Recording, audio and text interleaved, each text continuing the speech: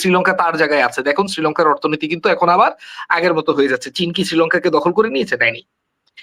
এটি ভারতীয় প্রোপাগান্ডা যেটি আমাদের দেশের ফিফথ কলামিস্টরা আমাদের কাছে প্রচার করবে। এরপরে বলবে না আমরা যদি চীনের সাথে এটা করি, এই চুক্তি করি, তুরস্কের সাথে চুক্তি করি, পাকিস্তানের সাথে চুক্তি করি, ভারত ক্ষেপে যাবে, ভারত অত্যন্ত শক্তিশালী দেশ। ১ম এ ম্যানিপুলেশন এর টেকনিক হচ্ছে আপনাকে বুঝানো। তারপর হচ্ছে ভয় দেখানো। যে না ভারত অনেক শক্তিশালী, চীন এবং পাকিস্তান আমাদেরকে কিছুই করতে পারবে না, ভারত আমাদেরকে গিলে ফেলবে। এটা হচ্ছে ভয় দেখানো।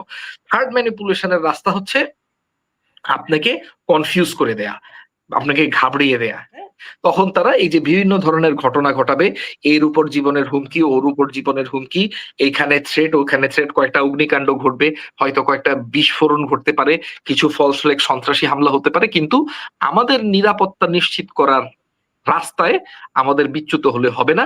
আমাদের জাতীয় রাষ্ট্রীয় নিরাপত্তা নিশ্চিত করতেই হবে যদি আমরা স্বাধীন সার্বভৌমত্ব একটি জাতি হিসাবে টিকে থাকতে চাই। ধন্যবাদ অলিদ ভাই। আমরা আজকে অনেকগুলো গুরুত্বপূর্ণ ইস্যু পেয়ে গেলাম।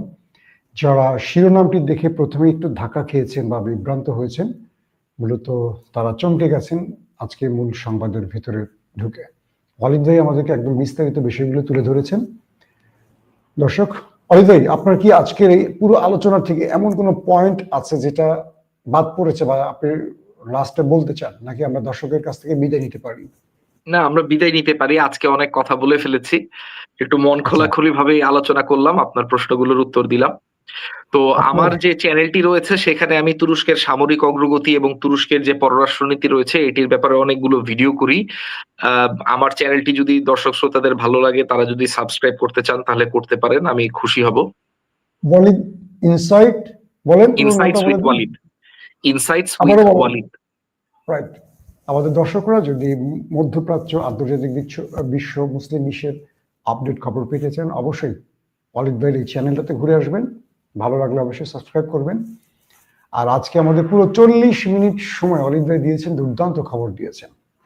আর যারা আমাদের সাথে সংযুক্ত ছিলেন, যে দর্শকরা, আমি যাদের পছন্দ বা আমি অনেকের কমেন্ট, শত শত কমেন্ট ঢুকতেছে, আমার চোখে যেগুলো পড়ছিল আমি আপনাদের শো করিয়েছি, আপনারা দেখেছেন। ইনশাআল্লাহ আগামী দিনে আমি নতুন কমেন্ট আবার আশা করব। যারা চান ভালো ভালো প্রশ্ন করবেন।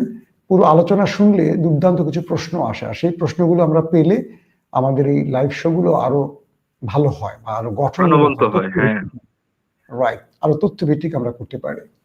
দর্শক, আজকের মতো বিদায় নিচ্ছি। প্রত্যেকে ভালো থাকবেন। আল্লাহ হাফেজ। ওপেন দাইস মানে সত্যকে সত্য বলা, মিথ্যেকে মিথ্যে বলা। আমরা শোনা কথা নয়, চোখে যা দেখি তাই বলি।